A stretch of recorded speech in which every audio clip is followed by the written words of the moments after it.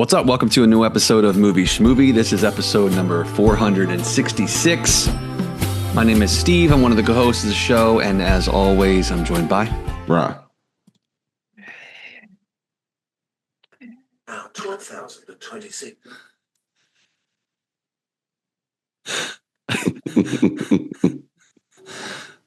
Yeah. You can't tell that I'm chewing on the edge of a table right now. Oh, is that what that was? Yeah. Oh, I was just kind of breathing in a creepy way. But I realize Zoom probably doesn't convey that. But on my mic, trust me, that was creepy breathing that I was doing. Wow. And I'm John. What's going on, guys? How you doing? Good. Good. I'm glad to hear that. John, you as well, I hope, or no, not so much? You know, I'm dead inside, but I am also. I would say that not so much. But I'm chugging along. No, it's just it's a long week. But I'm looking forward to at least the illusion of some kind of like at the end of tomorrow. You know, I'll kid myself for a couple hours. Yeah. You know that feeling, I think. Yes.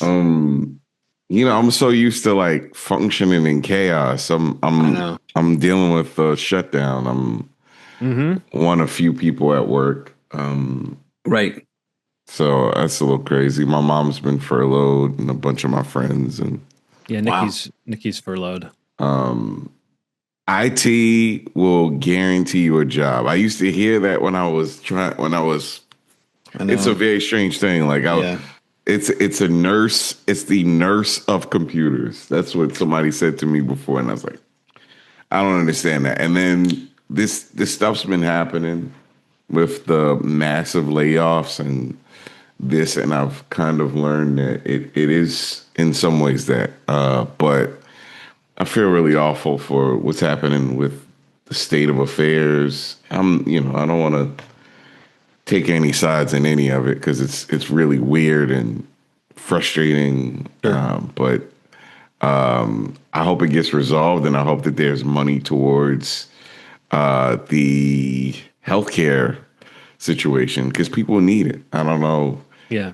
You know, so many people I know are using Obamacare, whatever you want to call it.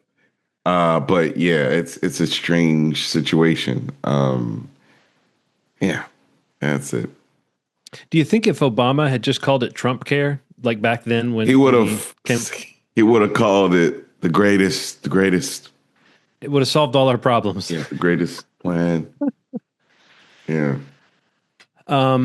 Yeah, I know. Yeah, it's crazy. And the whole thing of like, this whole thing of back pay for the furloughed workers, we don't really have to do that. And it's like, well, technically you do have to do that, but there's just the fact that right now they're pushing back on the notion of back pay for people that they've basically sent home for no reason. Right. I mean, again, we all know, like you said, Ronald, we all know I know people that are divided due to we need this to happen. The Democrats, well, we're getting too political, but people need to do something. And if this is what shape that takes, then this is unfortunate. But it also sucks that the people who work for the government are being used as like collateral in this crazy, back and forth. So it's wild stuff, man.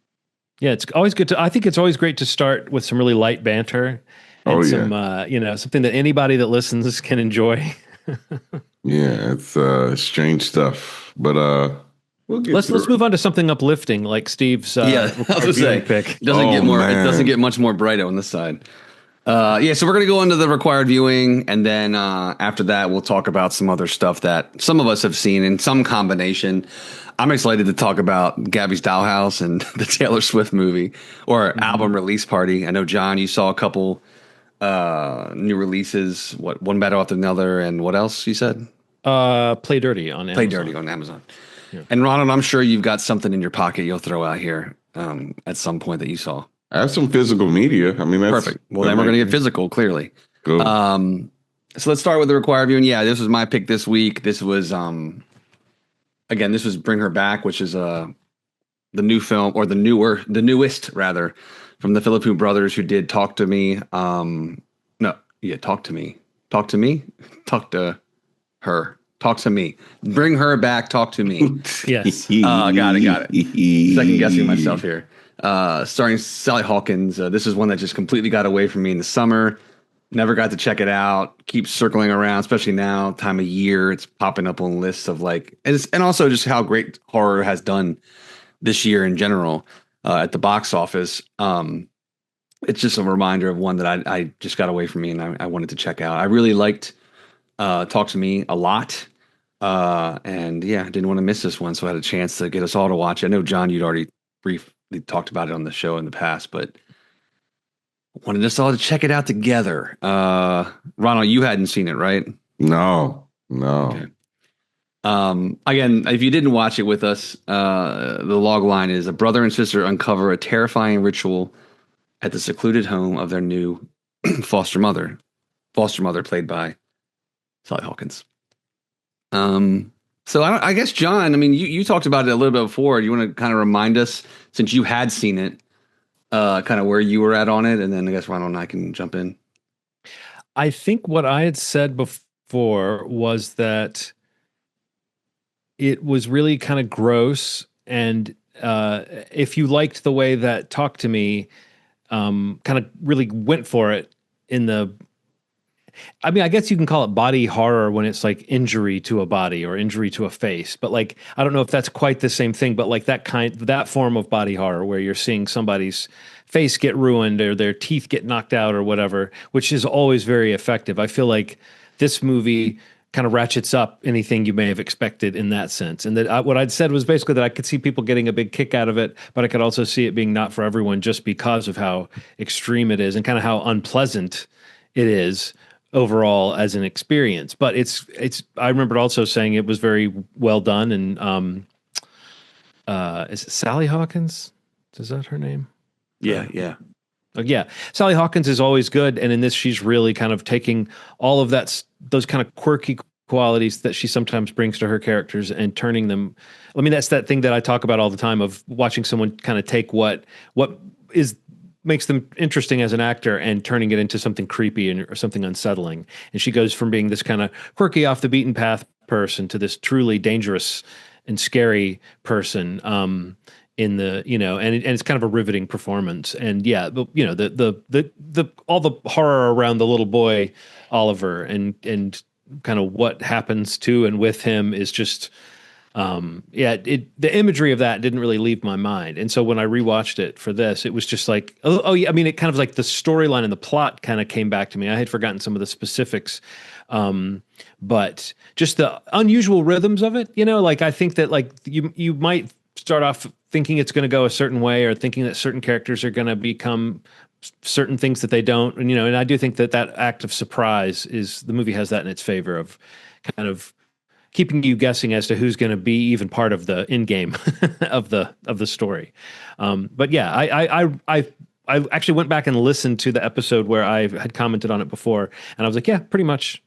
I could have just dropped in a replay of that, and my opinion didn't change. I think the second time through, the only thing that I did was, as you often do on a second viewing, is when I think now I would remember some of those plot points because the second time through it kind of cements it as a story in your head. It's not like I didn't get it the first time. It's just that if you had asked me to recount some of those twists and turns, I wouldn't have been able to pinpoint exactly where they were. And now I kind of remember the overall shape of the thing. And I remember how I'll just kind of end with this and then throw to Ronald, see what you think, Ronald. But like that scene with the social worker coming to the house, and like I remember the tension of that scene being really effective. And this time through, again, it was a very, that person who seems like they might be able to kind of save the day if they just had a little bit more of an advantage. And then what happens after that, which is insane in terms of like, thwarting your expectations. So that part really stuck in my mind this time. Ronald. I didn't really like it at all. I kind of was hoping that it had a feel like Talk to Me, and it didn't to me. It didn't really have a lot to it that I felt was like fun to it or felt good or kept me going. And if they make another movie like this, I'm probably not gonna fuck with them anymore. I don't like it. I don't like it at all. Wow.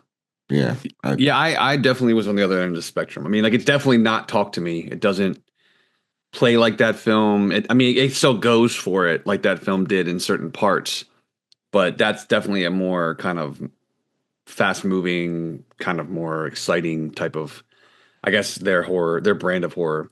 But I don't know. Like, I don't know what I had expectation wise coming into it. Besides, I'd heard good things, and especially about the performances from Sally Hawkins and the kids.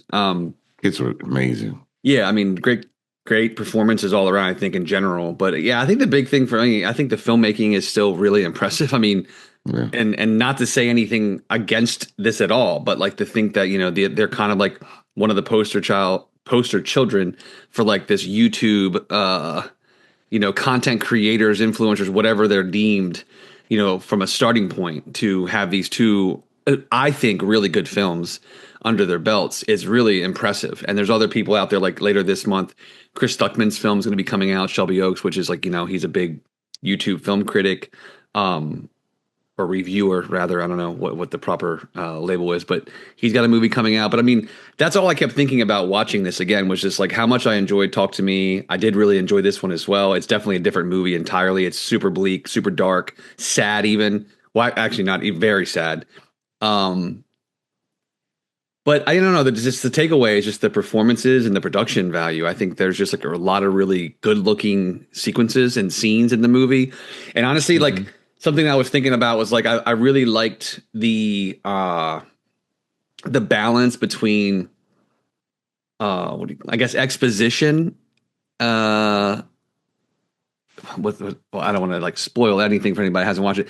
The balance between the exposition of like kind of telling us what's going on or what someone's purpose is or what their intent is throughout the film, without them just saying it to us as an audience member, but rather there's a device in the film, like the tape, the VHS tape, that's kind of like reminding what there's instructional things and there's like purpose in those sequences where that's being watched, which I thought was a really kind of fun and creative way to tell us as a viewer what somebody's reminding themselves about in the story.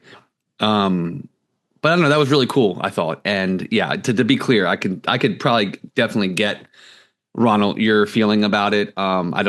Especially coming off of Talk to Me, or maybe just their vibe in general, to something that is definitely way more, unsettling, a little more sad and bleak in this film. But I don't know, I really dug it, honestly. Like the performances and just the quality of the filmmaking was really just kind of what kept me going. I mean, it is slower, it is a little more, it is paced differently, which I think would be a turnoff to some viewers. But I'm just like looking for different voices, different filmmakers, kind of bringing different types of films out. And I think it's kind of interesting that they can make two pretty different movies in the course of a couple years that are both pretty successful in different areas and to different degrees, whether it's critically or commercially, or both. And in the cases of definitely in Talk to Me, I don't know what the box office was on this one. I'm not sure. I didn't actually look at that off the top of my head, but I think it did okay for A24. But I don't know. Yeah, I really liked it. I mean, again, Sally Hawkins is always great, but this is another one of those like horror movie performances that like you wish just got more attention.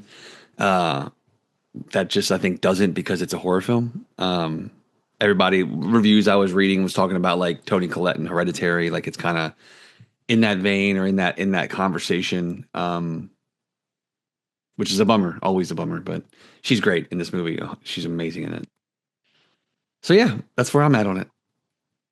Yeah, I mean, I said it's like unpleasant. I would be interested to know why it rubbed you the wrong way, Ronald. Not like, just out of curiosity, because it's like it is interesting of all the things that sometimes someone will like. You know what I mean? Like why would a particular thing that might share some qualities of some of those things is like going to go against the grain? I'm just really curious to hear a little bit more of your thinking.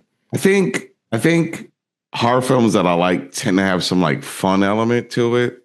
Yeah. It's just so unpleasant. Like even Hereditary had something that was kind of fun to it. Like there was still like some like beats to it that felt a little like almost humor. Ari Aster always has a little bit of humor. And this dark humor. Yeah, this didn't have any of that. It was like devoid of that. And I think the kids were incredible. And I think that's why it hit me so hard. I was just like, I don't know. It didn't feel like it had like a message that felt good enough to tell it as bleakly as it did, and it didn't feel as like rewarding. I feel like I watched torture porn. I feel like I watched 2 hours of. I'm not good with like murder docs, or I'm not good.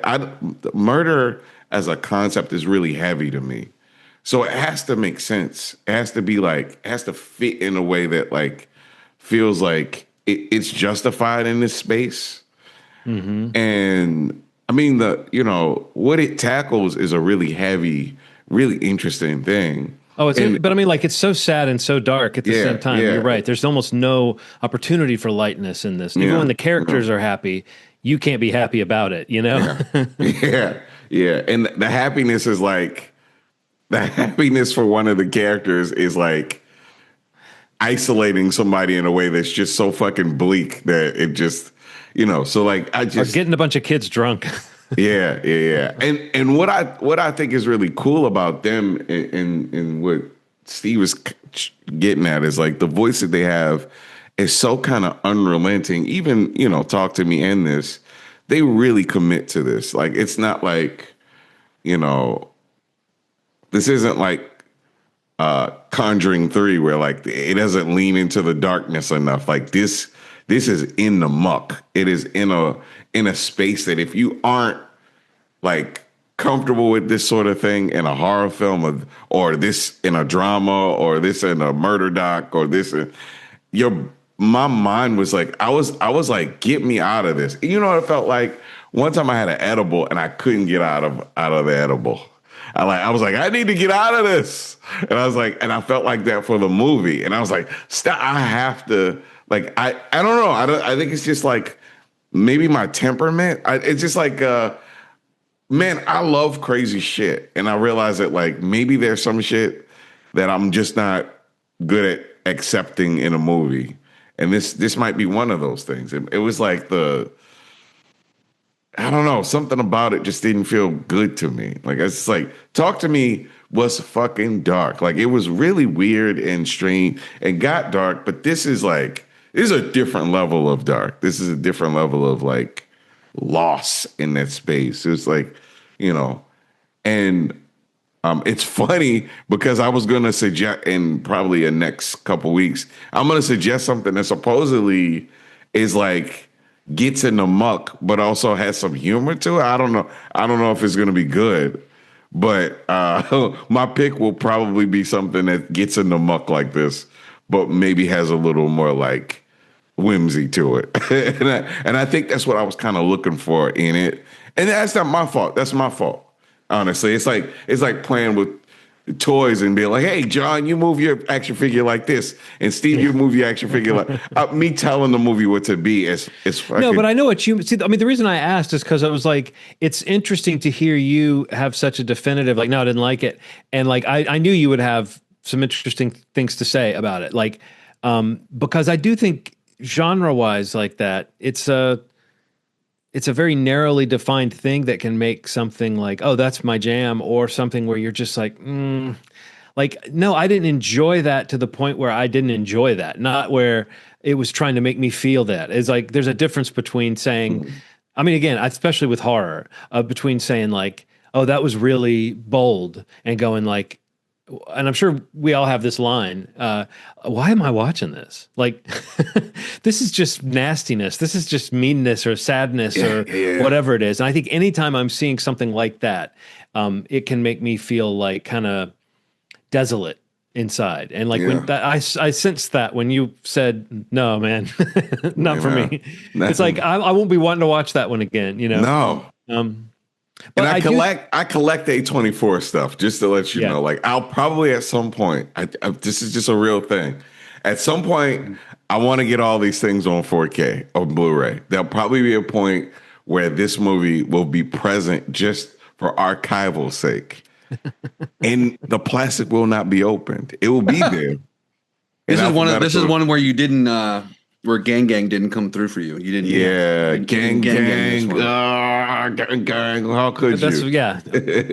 Dang. Gang. Well, I hate to say, you were talking about your next pick being kind of a horror pick too. I hate to say that my next pick is a risky pick too. Oh. So like I don't want like to destroy Ronald's love of horror. Steve, we gotta think about this. You know, we gotta go easy on Ronald. In a fragile state, we gotta take care of our boy. Yeah, we can't let horror go awry for Ronald, but we'll have to see. Maybe we'll have fun with these, with some of these picks. But I do know what you mean, Ronald. The sort of fun aspect. I tend to favor all flavors of horror, but I do like. I mean, I think that for me, the exact qualities that Steve was talking about are what makes me feel this movie is really strong. It's so confidently made, and I do think it's cleverly constructed. Like when you see the mechanics of what's going on and why she has brought this one kind of presence into her home, right, and what it's supposed to do and all that. I think that it's a cool bit of like the mythology or lore that gets built up around what's happening in this movie. I think is really interesting. But I totally know what you mean, Ronald. Like Sam Raimi could have done the same story and you wouldn't have felt so sad.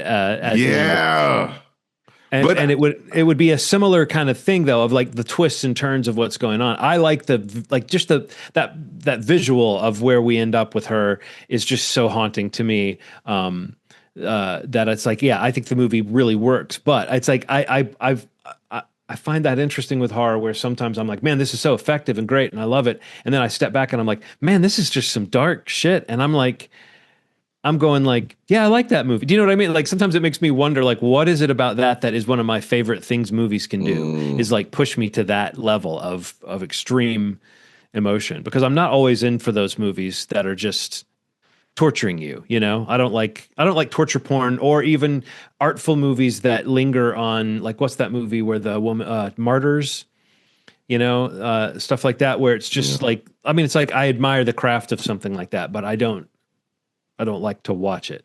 Yeah. I can like hear the description of it and go, okay. Like I have a morbid curiosity that goes back to when I was a kid and I would hear about these types of movies and I would be like, I want to see that. And then I would sometimes regret having, stayed up to watch it or whatever. But, so do we know what these guys are doing next? I mean, it seems like they had enough of a success with this. They like this made back its budget and then some, right? Which is kind of what you're hoping for an A24. Yeah, I think for a hot second they were on the Street Fighter movie. Yeah, they left for creative reasons. Right now that movie's done. Apparently, it's coming out. They've finished filming it. Yeah, so I know they were on that, and I think the next thing that they're doing is a sequel to Talk to Me. Interesting. Oh yes, I think that's the only thing. At least it's been announced. Because let me double check. Yeah, I mean that's the only thing on their IMDb still. But that's a cool world that they created. The mythology, like the mystery of that world is still there's a story behind the story. Like if you think about who brings that hand or like who supplies that hand. You know what I mean? Like how does that whole pipeline is an interesting thing to get into. So yeah, I'm not always in favor of these people turning their cool horror movie ideas into little micro franchises, but that's one where I like while watching the movie, I was thinking, this has a whole other layer that we're not seeing. So yeah, hopefully that's them with a great idea and not them just retreating to something that worked. Yeah. Well, I guess since I'm next, I may as well go ahead and like kind of get into this choice. I couldn't decide what was scarier. I knew this pick was going to fall in that Halloween zone, and I couldn't decide what was scarier: a divisive classic horror film that I did not watch and I've always been curious about, a French film that is potentially really interesting, but also potentially kind of long and possibly it might have some dated material in it in terms of some racial stuff.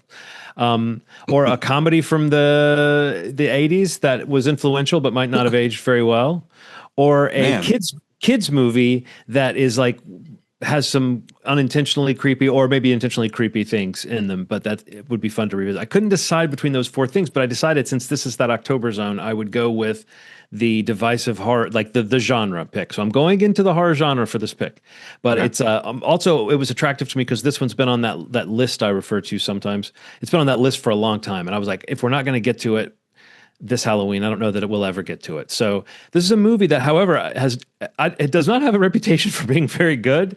I'm just very curious about it and have always been. And there is a director's cut of it that is supposedly an improvement on it.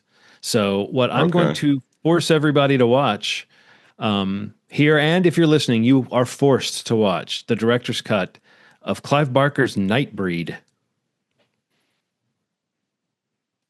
So there you go. I mean, I'm excited to watch. I've never watched the director's cut, but I'm a fan of the original one. Okay, well, supposedly this makes it a little bit more. Okay. I don't know. Fills out the story a little bit, like the mythology a little bit. Okay. So, all right. So the director's cut of Clive Barker's NightBreed, which is supposed to. Well, since you are a fan of the original, Steve, I did not know. I haven't dug into much, so I kind of want to go in as cold as I can. Sure. I know it more from the Fangoria stories I read about, like the effects and the pictures I've seen of all the creatures. It's got lots of. It's got like awesome. A Star Wars quality, but it's horror, where it's like you're in a place where there's lots of ghoulies and monsters, and they're just there. They're hanging out together. But it's like fantasy, right? It's like horror fantasy, is what I keep seeing it referred to. Definitely, yes. Okay. Yes. Well, that sounds interesting. So. Is NightBreed one word or is it two words? It's one word. One word. NightBreed. And David Cronenberg, the director, is in this as well. He's in it. He's all up in it. Oh man. NightBreed director's cut. Okay. All right. All right. I don't know why I became Denzel for a second. All right. Okay. He became like Denzel, but by way of Matthew McConaughey. Denzel McConaughey. If there's like an alpha vibe that you could have, or like a dominating vibe to have, I think if you could be Denzel McConaughey, somehow you would you'd be hitting the whole spectrum of how you could like totally dominate a conversation. Ooh. So that'll be coming up in 2 weeks, right? Because next week we have no show. Yes. Nope. Sorry for all the breaks, folks. Sorry to break it to you. Yeah. We'll be off next week and back the following, and then from there on out we should be okay. Yeah, forever. NightBreed director's cut. Okay, man, you keep hitting on these ones with 4Ks, man. Bless your heart. But this is one that I know so little about, and it's interesting to me that all I've kind of known about it is that it is, like I said, full of.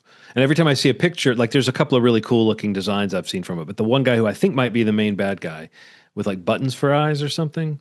That's a good creepy design. So cool. Let's see what Clive Barker. This was after Stephen King did Maximum Overdrive, right? I don't know. I think that was an 80s thing. But either way, this was in 90, I think, right? This came out in 90. I just think it's funny that they both big horror direct. Like horror was so big, their novels were so big in that era that it's interesting that you get a chance to direct a movie. That doesn't happen. I don't know. That would be an interesting phenomenon to track, actually. How many authors have ended up directing movies? Yeah, that's interesting. Excuse me.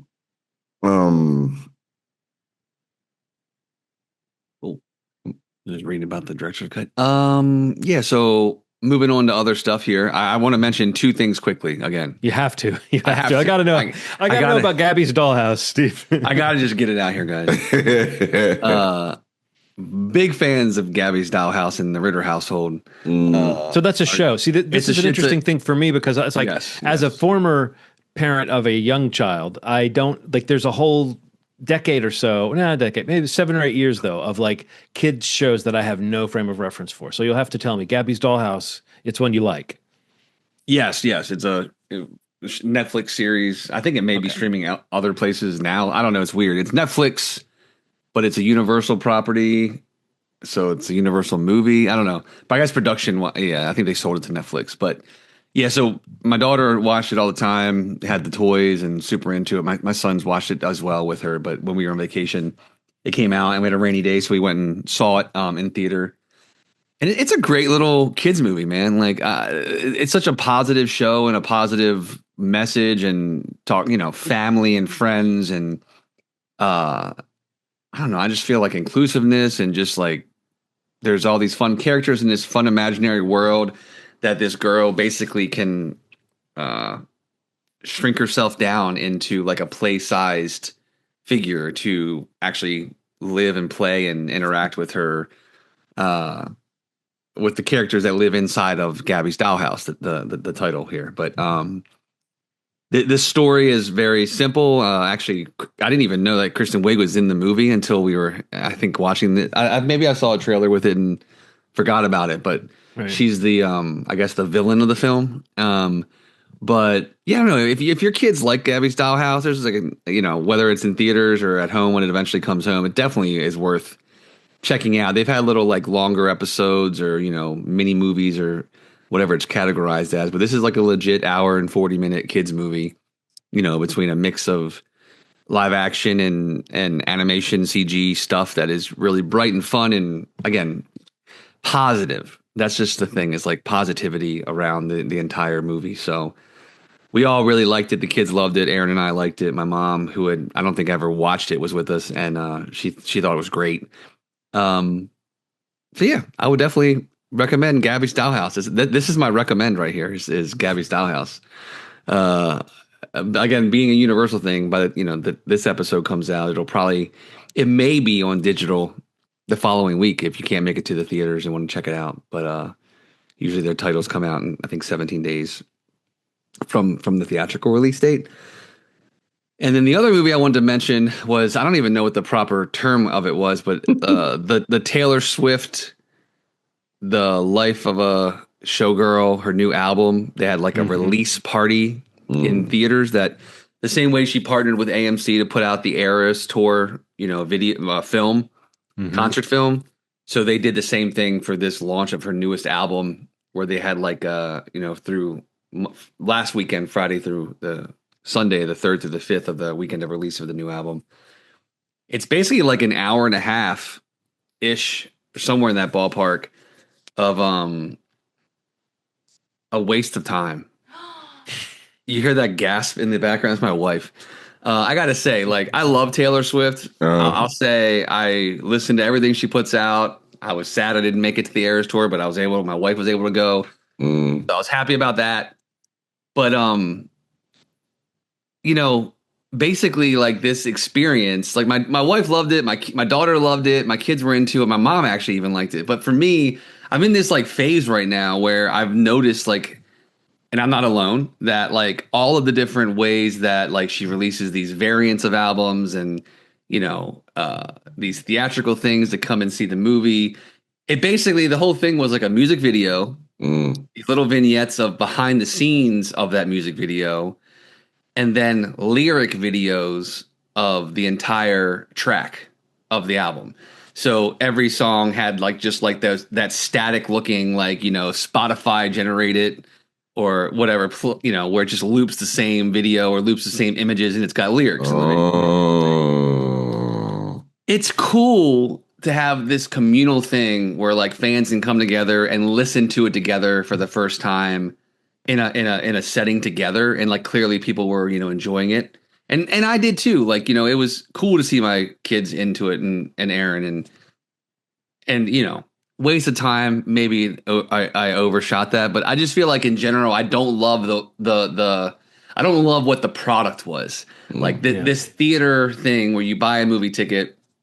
We kind of went in thinking it was more of a behind the scenes of the making of the album. Yeah. Which I was very interested in. I wasn't as interested in listening to the album in a movie theater with like lyric videos. No. I just want to make a plea. I know there's a lot of movers and shakers that make films that listen to this show.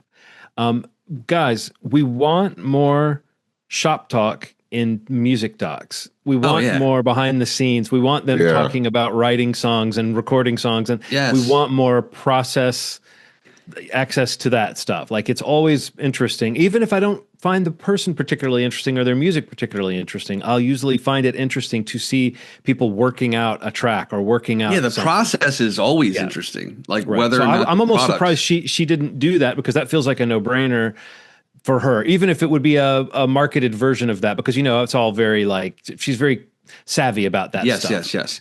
So it's like she knows what she's doing, but I'm a little surprised she didn't add a little more value to it than that, because what I'd heard was sort of what you said, was someone said that's kind of the same thing. They were a big fan. They enjoyed the experience, but that it was basically like what I told you before we started recording, was that it was like watching a YouTube playlist of lyric videos. It is, and honestly, the one saving grace of it is like the little intro to each song. Like she's like kind of talks about the motivation and what it's about and like where she was, and and that stuff is cool. I like that too, because that's also process. So I don't know. I just feel like I went into it thinking it was one thing and it was something else, and the fact that the album was already out that day, and you could have already listened to every song, and then you're just watching it again with a lyric video. Yeah. Because in most cases people have already listened to them. Most had, and I think most Taylor fans were very calm about it. New album came out, they were right. I'll get Super around chill. to it. Super chill. But I don't know. It's like it just left a weird taste in my mouth. Like I just felt like my wife's over here shaking her head at me. I just wanted to say it because I feel it. Like I just felt like it was a really cool opportunity to like do a behind the scenes of like what her albums look like when they're being made. Right. And that's something that she's been very transparent about on other albums and stuff like that. But the way that it's kind of being doled out and like in these micro transactions of like go to the movie theater to watch a little bit of this, buy this special release to hear a little bit of that. And it's like, it'd been cool if you just like made a cool music doc of like premiere your video in it, sure. Show about the making of that video, sure. But maybe also like show clips of you recording the songs. Mm-hmm. Like even if that was just something else in it, not to take out the lyric videos, like if that was still present, I probably wouldn't care, but I would have loved to seen her actually making the songs. Mm-hmm. Like that stuff is so interesting to me, and to her fans, like they consume every piece of information she puts out there, and by they I mean I and we and this household. But I just felt like leaving the theater, I was like, the communal thing was cool. Everybody's together, loving it. People trading bracelets. My daughter's on cloud 9. Like it's great. That stuff was really cool and worth it. I just really, really wanted more. I love hearing her talk about the music process, and like I love seeing stuff about her recording the music, and I don't know. It's just like I just wanted more from it. I think And the other thing that was kind of like weird, I'd mentioned to Aaron walking into the theaters, I was kind of like bummed that like it was like the big release that weekend that literally got announced like 2 weeks prior. And there's like tons of other movies that have been in release or got released the same weekend or the weekend before that lost screens to something as massive as this. And it's because it sells tickets. I mean, it did like $30-some million. Just from 3 days of a basically premiering a music video and lyric videos for the tracks. Mm-hmm. But at an artist at that level can do that. I don't know. I mean, do it, I guess. But I just would have loved to, seen how the sausage was made a little more than just reading the lyrics on the screen. Just reading about a sausage. What do you think about this kid? I don't know what to call it.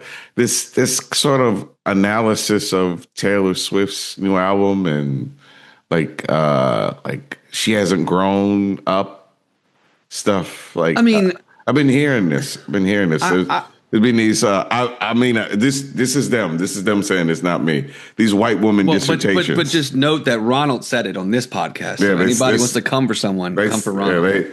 These are self-proclaimed white women dissertations about the product, and lifelong fans, not giving up on her, but kind of saying that like, hey, like, grow with us. We need. I think every artist that you love is going to have that album that doesn't take whatever they were doing before to the next level. And right. Fandom, again, I think Taylor Swift's fandom is so specific and so huge, and it includes a lot of people for whom this is like their experience of being a fan is being into this. Yeah. No, not just people who happen to like her in addition to a lot of things. Sure. And so it is a little culty at times, the way that people get involved, but it's like they experience all of this for the first time. So it's like a fan base that intense experiencing a kind of lukewarm reaction en masse. It feels like something. I mean, you know, it's just an interesting phenomenon because it is sort of like something you follow enough artists, you become accustomed to that, where you're like, no, the new one's not bad, but it's like it almost is forgettable because it is sort of like a lateral move or something, or in some cases backpedaling. And sometimes that you do hear someone sing a song that you're like, really, aren't you past this? Like every now and then, like I remember when Paul McCartney would do a song that was like one of his old Beatlesy songs, and it would have a sort of like I like you, but you won't call me back kind of vibe to it, you know. And I was sort of like, Paul, aren't you past this sort of song? But it's like, you know, you could be 70 and feel that way, or you could be 15 and feel that way. So it's like that kind of teen sensation thing. I think sometimes it's hard when you're a pop singer to know exactly how to grow and keep your audience. And so, for sure, you know, clearly she's prolific. And she, you know, again, I haven't seen that many fans outright trashing it, but I have seen a lot of that kind of what you're describing, Ronald, like people that are like, well, this is mediocre to me. And it's like, they don't know how to deal with that aspect because they're so used to like loving it, every drop of it. But I don't know. I feel like that's the life of a showgirl. Yeah. I think you can consume, you know, feel, react, however, you know, everybody's going to do it differently. I think that, you know, is it my favorite album of hers? No, but it's probably some other people's favorite album of hers. There's no question that there are well-produced songs on the album. It's Travis Kelce's Dick's favorite album of hers. I think that's what the internet says. Yeah. But you know, that kind of stuff is like, you know, it'll work for some and not others, but it is interesting seeing like, the extremities of the response to it in general, wherever you might fall between the two. But maybe for the first time recently, at least, there is an extreme that is not just purely positive for an artist like Taylor Swift or of her. Well, no, just of Taylor Swift. Like, she is the biggest artist in the world. Like, I think, you know, usually things are very positively received commercially, critically, or at least recently. Even among fans, but there is like, you know, you go on the line for a little bit now and you can see, I don't remember seeing like what Ronald's question was. Like, I don't remember seeing people, you know, react that way to any of her other recent albums. This one has definitely triggered something in terms of a conversation or at least a discussion. You know, I think this is like a general feeling in the air of society. I think people just aren't quite as happy as they were several years ago. Because if you think about it, so there's people aren't as enthusiastic about anything. Right. There's two artists that are kind of receiving this right now. And it ain't just Taylor Swift. Drake put out like 3 singles in the last couple months. And people are like, I would rather watch a dog get punched in the center of the face than listen to this album. And I hate seeing dogs get punched in the center of the face. It's like, you know what I mean? It's just like this real specific kind of like, damn, why would you put that on the internet? Why you feel so extreme about this? And people are turning on people that were in good favor. And I want to counter that with something that I really want to put out there. These are not the people you need to be treating like this. Take it out on the people that really deserve it. Because Drake and Taylor Swift ain't it. You know what I mean? Like it's like a general feeling in the air. I see it happening all over. It's just like people that have nothing to do with the climate of what's going on. People just beating up for no reason. It's like, I think you see it on both sides, though, in the sense of like someone will just have a very normal reaction, and like super fans will jump all over them. You know, I feel like nobody's being normal about it. Yeah. In that equation, but it is true that like, I don't know, when it comes to those people where it's like, I think there's an infinite loop of you set somebody up so that you can knock them down, so that you can set them up. So like that's the way a career goes. For sure.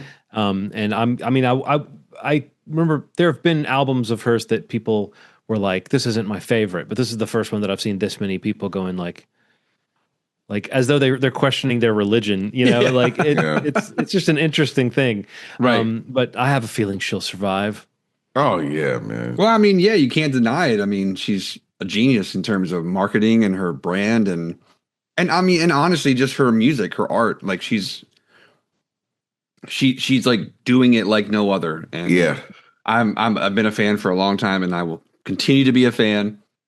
But it is an interesting point in her career. And I think you can't deny it. I mean, they're basically saying that like, it beat Adele's album sales record, like 3.5 million copies or equivalents of streams over the first 5 days. That's insane. That's insane, man. It's insane. A friend of mine that's a huge Taylor Swift fan said something like she'd like to hear her sing some R&B, like a R&B, a completely R&B album, not even going in a poppy direction. It doesn't feel like it's like stealing from culture, like collaborating, like do it with a bunch of people, get some good producers, throw some Usher on there, like get like try some cool shit like that. Like people would fucking go crazy. Like she has throw some Usher on there, like we all have a little shaker of Usher in the cabinet. You got some Usher? You got some paprika in there? Yeah, the thing is when you a few dashes of Usher on that. When you shake it, it goes Usher. Usher. Usher with an exclamation point. If there was like a spice called that, I think you could get that out there. Yeah, man. Does he have that? People do that kind of that merch now, where like they'll do like essential oils or like whatever weird like little things. Some people have like weed strains and stuff that they've marketed, but to have like a spice that you've created, I don't know if there's that many artists that have done that. The producer, so when the whole beef that was happening with Drake happened, the producer that made They Not Like Us, his name is Mustard on the beat. Heinz made a mustard for Mustard, which is really cool. Because there's Kendrick Lamar screams mustard on one of the songs. Mustard! People repeated it like crazy. Yeah, but yeah, Heinz made mustard for Mustard, which I thought was pretty cool. Is that cannibalism if he eats mustard? Yeah. or oppression, like Goofy having a fucking dog, which nobody talks about. Well, did Goofy have a dog, or he just hung around a mouse who had a dog? Pluto was his dog, technically. No, Pluto was Mickey Mouse's dog. Oh yeah, he was. But I'm saying there may have been cartoons where he belonged to someone else because every now and then they would mix and match. They pair up different characters. That's true. Yeah. But I wonder, that's weird to be like, you're Mickey Mouse. You're already weird because you're a mouse that has thought to put on pants and shoes and gloves, but no shirt. Yeah. And it's questionable whether maybe you're a little old for these short pants that you're wearing. But and then Pooh had no bottoms. It's crazy how like people were deciding. Well, I mean, then he hangs out with Donald Duck, who's a sailor who wears a shirt but no pants. But he wears a little sailor's cap. But then Mickey Mouse then has a dog, and he makes sure to walk him on a leash out in front of Goofy, his dog friend. I mean, people always talk about the weirdness of like the fact that the world contains both a dog that's a pet and a dog that's just a man, Yeah. But my God. They never talk about the psychology of why Mickey Mouse is so determined to like, like I hang with Goofy, but I also I have like a gimp at home. Is Mickey Mouse the Calvin Candy of this? I mean, there's unanswered questions about Mickey Mouse. Mickey Unchained. Sadly, we are about to see the public domain. Aren't we going to see like some public domain horror films about Mickey Mouse at some point? The Steamboat Willie horror film is out. Yeah. And we know that the one we watched was kind of garbage. What was the one we watched? The Grinch. The Grinch. That shit was unbelievably bad. Yeah, you're welcome. Good Lord. So what have we been watching, I guess, is the whole... Well, we know what Steve's been watching. He's been watching stuff that is fully young girl approved. Go. You're clear. Yeah. What did you see, Ronald? Anything? Nothing. I got physical. Before a big release happens, I love every time you hold them up. It's either shiny and we can't see it, or it's blurred out. We can never see it. God. Put it in front of your face. There we go. Tron. And I got, shoot. Man, it won't even. Cover your face with it. Like, move your hands to the side of it. Nope. Oh, there we go. Up. And now we got a lot of glare. There we go. Oh, there it is. Tron Legacy. What is that? Tron Legacy? There we go. Tron and Tron Legacy. Maybe I'll do it like this. You can do it like that, but not helping the case, but you're good. We got it. We're told.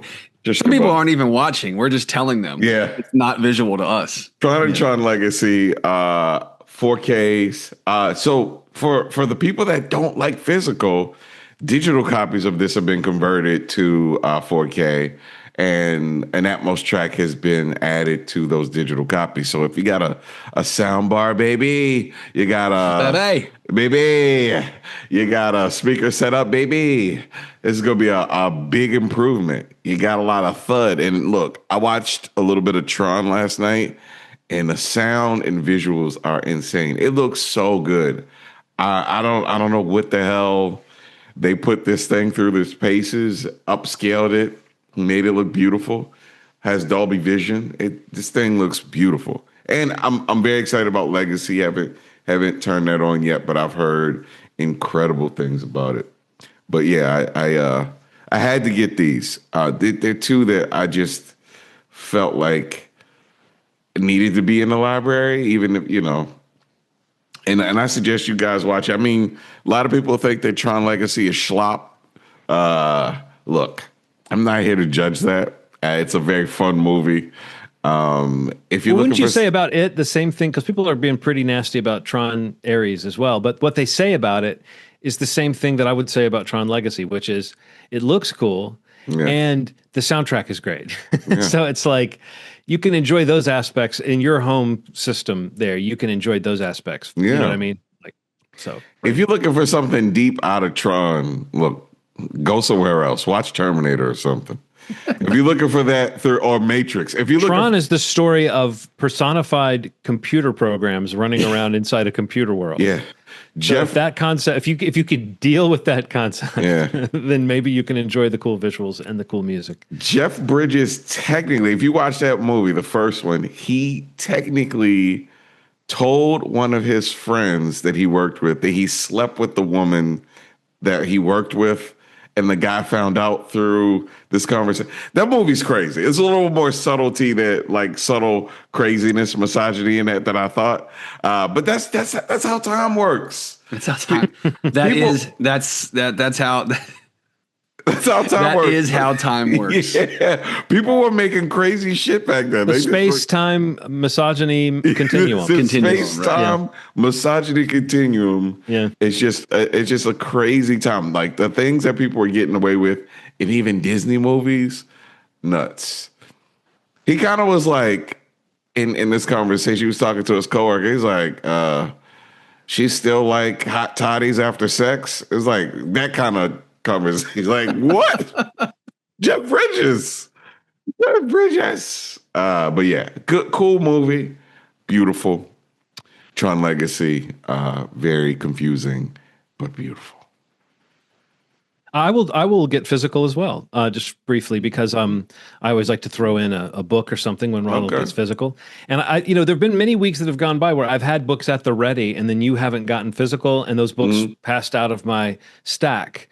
So this week I had to run off. If you noticed me running off camera, if you're watching, folks, I ran away. But I am currently reading Peter and Wendy, the book that we know as Peter Pan now, the book by J.M. Barrie, because Alien Earth had so many references to Peter Pan and so many, there were some creepy passages from Peter Pan being read in the show. And it was a much more interesting sounding text than I thought. And so this book, I was very curious to read it. I'm only a few pages into it. I mentioned last time I did an episode about Alien Earth on my other podcast feed, FYIZ. So there's a show right now on there that came out last week called Speaking Xenomorphically, and we are going to come back and do another one of those because we all realized that none of us had read Peter Pan. So we're reading Peter Pan for that. I want to tell you something. This is a very strange book. The first few pages, every sentence is one of the strangest sentences I've ever read in my life. But it's funny and bizarre and like I said, a little bit eerier than I thought, or at least the way that you can interpret it as having a kind of cynical, dark humor to a lot of it. So I'm enjoying it, but it's very bizarre and it's very of its time. And it's also kind of an oddly unpolished text, as almost as though someone is like talking to you rather than has something written out. Anyway, so I'm enjoying that, but I am finding it a very bizarre read. So yeah, in a couple of weeks, if you check on the FYIZ feed, there should be a full conversation about me talking about Peter and Wendy, the book that, again, like I said, we now call this basically Peter Pan, but the original book was just called Peter and Wendy. Okay. Speaking of talking to you in a book, I'm actually, I just finished listening to an audiobook that is really amazing sound design wise. Cool. The Wild Robot. Wild Robot is, the animated one is a masterpiece. The book is really good. It's just a lot darker than the animated version. There's just a lot more depth. There's a lot more, because it's dealing with nature. It's dealing with, so some of the scenes where like people got hurt in the film, people died in the book version. It's a very, very good book. But it's as if someone's talking to you about the story, and it's like, hey, do you know what a robot is? It's it's weird. It's like a teacher talking to you about this story. It's really interesting. I'm enjoying it. I'm actually done. I got like 10 more minutes of it. Super emotional, just like the movie. You couldn't have just listened 10 more minutes the last time you listened? I don't know what happened. Oh, I was driving to Dulles. Man, I had a nightmare situation last week. You know what? That's why I've been so positive. I've had a really strange set of events, and I've been trying to make the best of it. There you go. Yeah, my car broke down. My engine failed.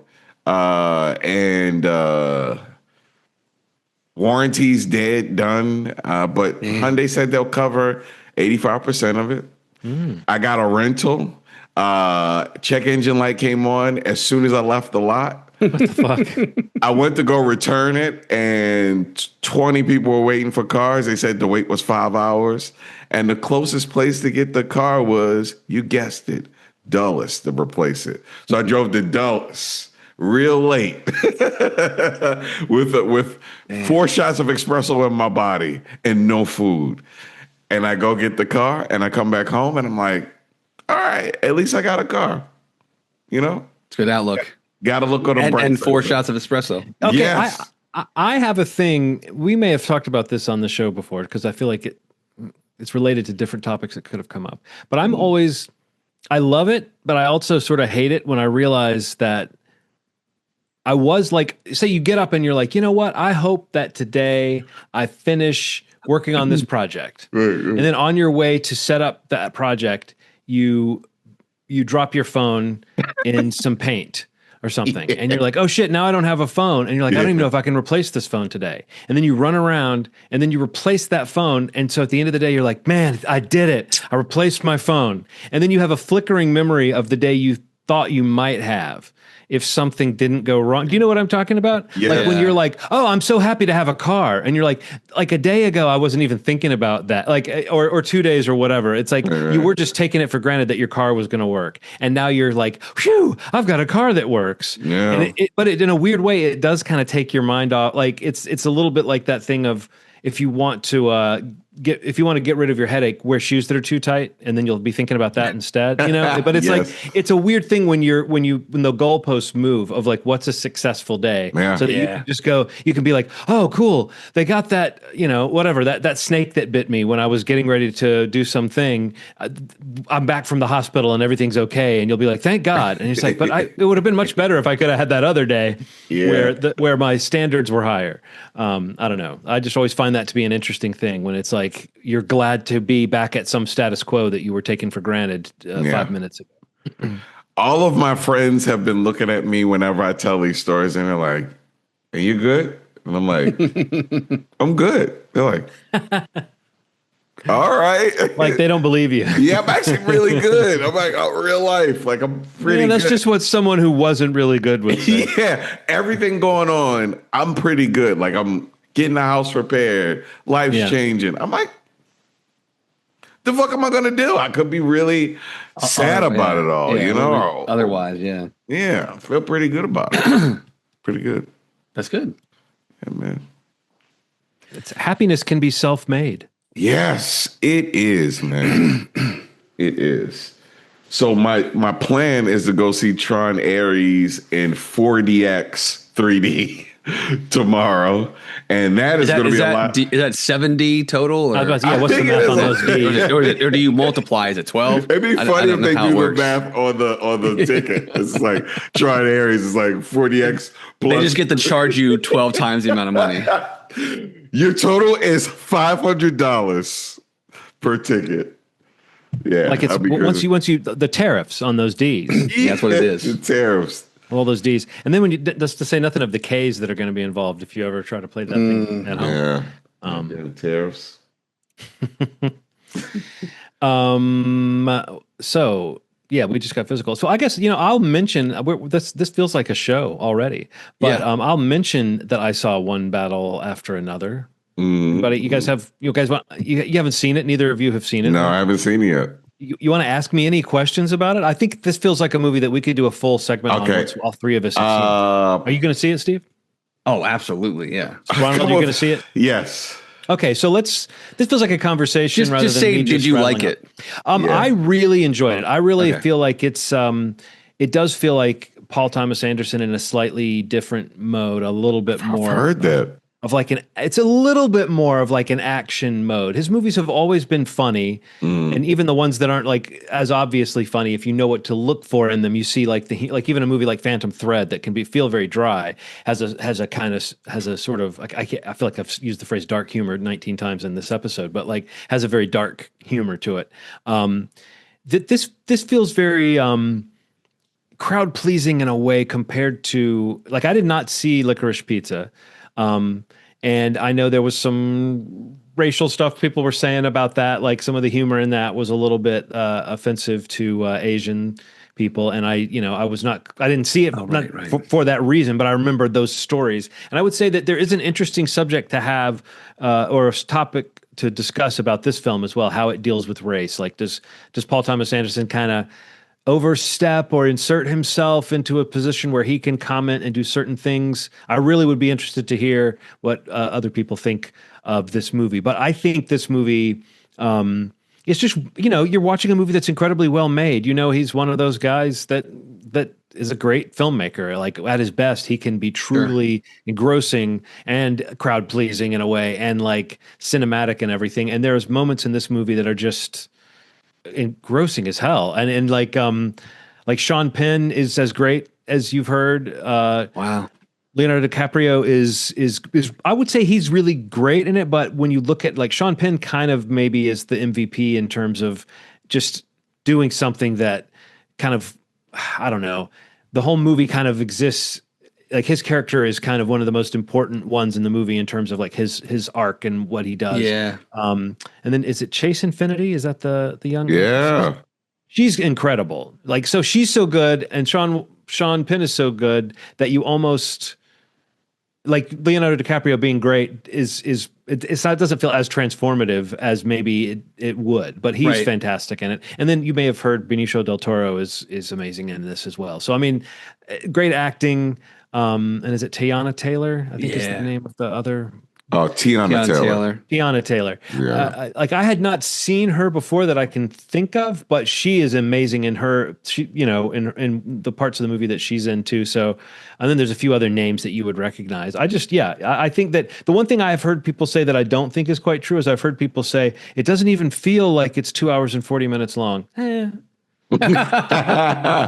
I mean, it feels long, but like PTA makes longish movies a lot of the time. So you're watching a guy who can kind of stretch out and kind of spend time. And I will say that it reminds me in some ways of Once Upon a Time in Hollywood in that the length, it gains length from being a hangout movie, not from like being a boring movie or taking like a long time. It gains like length because you get scenes of characters like on the way to a place in a car having a conversation, instead of just getting to the meat of the story every time. And I think that it does exist to, whereas I did feel like, oh yeah, this is definitely 2 hours and 40 minutes. I also felt like it was time well spent. And there were only a few moments in the movie that I thought like, this actually feels like he's kind of drawing this out. But again, I think there might be some intention there. So I'd love to hear what you guys think. Any question, Ronald? Do you have a question about this, or did I address all your... I think one of the things I heard, even from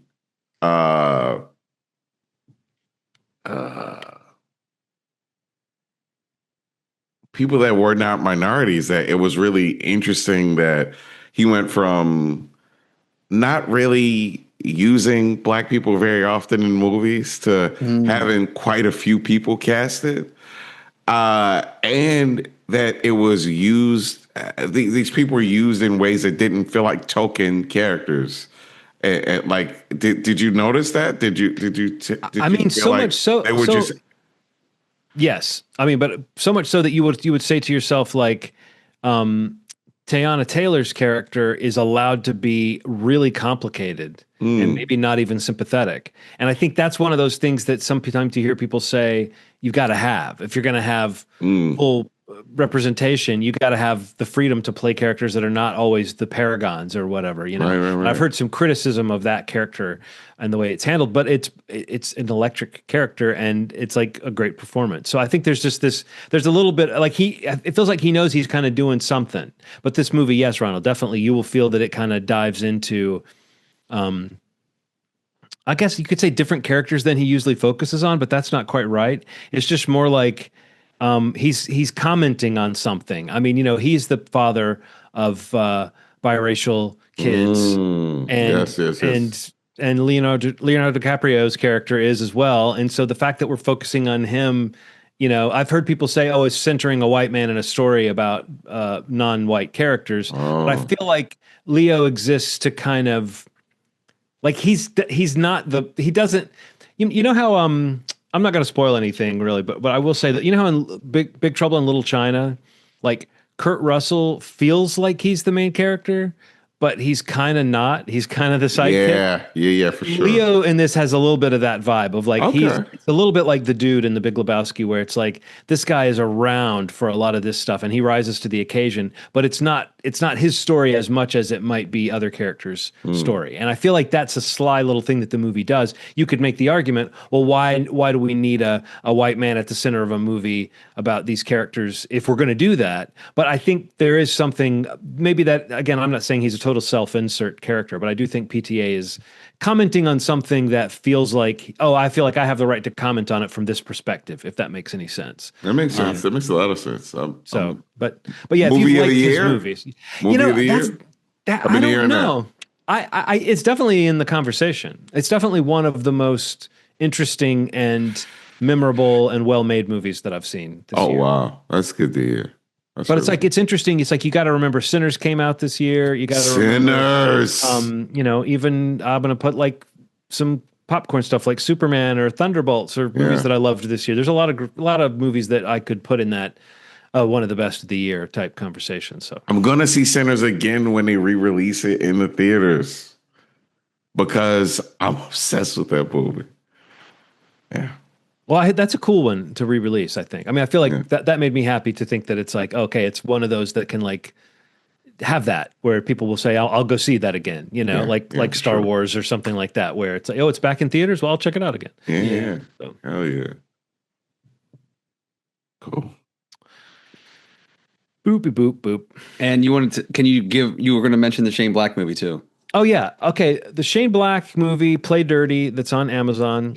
There's some ways in which this movie feels like a movie that 20 years ago you would have gone to see in the theater. It's that kind of big action movie. Not all the effects quite work. It's a little dodgy in some ways. It looks in some ways like an Amazon level movie, but it does try to be very fun and it's got a lot of that Shane Black energy. And I really enjoyed it, but it does, I enjoyed it. I was glad that I was watching it at home and could kind of, we could like pause it and heat up some dip and get some chips, that kind of stuff while we're like you have a moment or two of like Mark Wahlberg.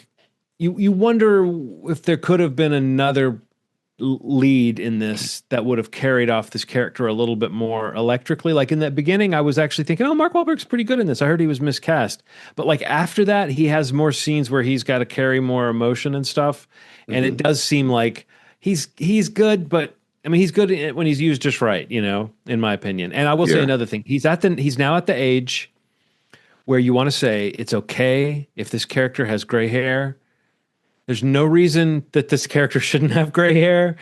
And yet you're seeing some real hair dye. Like, you're seeing like, you can see the man's face that doesn't look as young as the hair. And they really have tried, like the hair is like dark brown. I've noticed this sometimes with Tom Cruise now too, where it's like these guys need to just start phasing into showing some gray because it's starting to look like their hair was colored with a marker, Right. But I don't know, like Heath has some good moments. There's a lot of fun to be had in this movie. It is overlong and a little complicated, and the plot kind of has a few too many turns on it. But for a Shane Black written and directed movie, like, does it have those those moments you expect to get from him? There were a few of those like really solid little chuckles that I got that were only a guy like that knows how to work within that. This is overblown action, but I'm giving you kind of human moments in there. It still seems like someone like, I mean, the name that just jumped to my mind is like John Hamm. I feel like might have been able to bring this character off because he's supposed to be sort of a threatening kind of badass. And I guess Mark Wahlberg, you believe, is that guy, but he kind of seems a little bit, I don't know. We know about Mark Wahlberg. We know what he seems like. There's just something there, and there's something that's not there. He had an interesting run recently, like a lot of direct to something movies that, or small release movies that don't really, I don't know, haven't done well. Forgot about the wig movie, the plane. Yeah, that's the one. The Topher Grace one. Yeah, you saw that one, didn't you, Ronald? Yeah, they sent me. Oh, that's right. That's right. We had a giveaway. I got physical. That I don't think we ever gave away. I don't think we ever gave it away. Like anybody ever. We couldn't if we wanted to. Oh boy. One great thing about me is I have oily skin, so you never grow out of having pimples. This pimple on my neck is like really popping on this video footage. It's looking good. I need to cover it up. Looking ripe. Yeah, that's the craziest way to tell us you got bit by a vampire that I've ever fucking seen. Yeah, and you're looking, you're like, John, that's no pimple. No, that's a pimple. That's one of those pimples you get when a vampire bites you. You had them, right? You know about. That's a bat that kind of looked like a man came down and bit me. That's a pimple. Oh man. But yeah, Play Dirty is the name of that, and it's based on the Parker novels, which are, I think Shane Black doing a movie based on the Parker novels should have popped more. That's just based on the source material and what he can do. And yeah, I don't know when this became a Mark Wahlberg movie, but that feels to me like one of the things that kind of works against it, even though he's adequate. It's just he kind of brings it into this zone of being a kind of bland action movie rather than someone who would bring a little spark to it. And please don't, if you hear this, Mark, don't beat me up. Yeah. Don't beat me nearly to death in an alley or whatever it is you do. I was going to say that you don't fit the bill for who he beats up, so you probably won't. He's trying to say you're good. You're good. I believe it's going to be a Passover situation. Okay. They'll just look at you and say, where's the... Oh, there they are. There they are.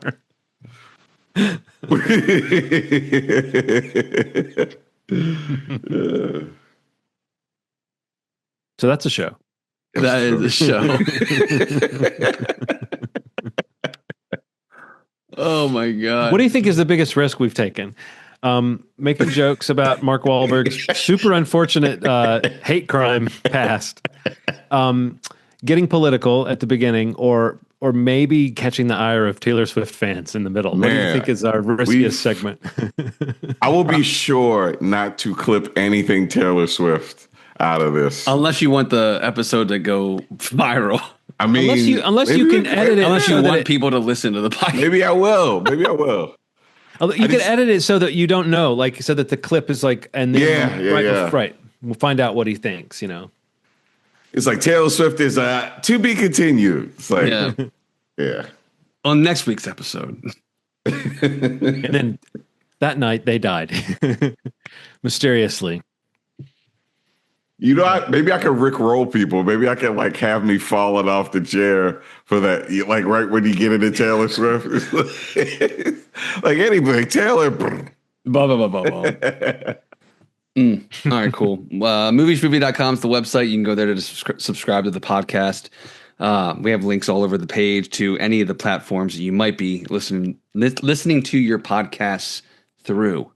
Hopefully it's this one, but if not, share it. Tell somebody about us. We'd appreciate it. But yeah, if you don't want that option, there's also the YouTube option, youtube.com/Movie podcast. You can watch, listen only. Well, you can watch and listen. You can listen only. You can watch with no listen if you mute it and put on your AirPods, start the podcast audio version, see how quickly you can sync it up. And how are the smell-o-vision and taste-o-vision versions of the show coming on? They're in development, John. They're in development. Still in R&D. Studios. Yeah, we got the R&D department on it. But yeah, if you can go to the YouTube channel, check out the options. We also have the short clips there as well. If you want to just kind of catch up on, a couple things that we talk about through the episode and don't want to commit to the full product, it's fine. There's no judgment. If you came on for this episode and you were like, man, this seems like a great show. Oh my God, they're all pimply. I'm never going to watch this again. That's why you go to the audio version. And that's also on YouTube. So I'm just saying. Thank you so much for listening. We'll be back in 2 weeks. As always, you made our day. Thanks. Bye.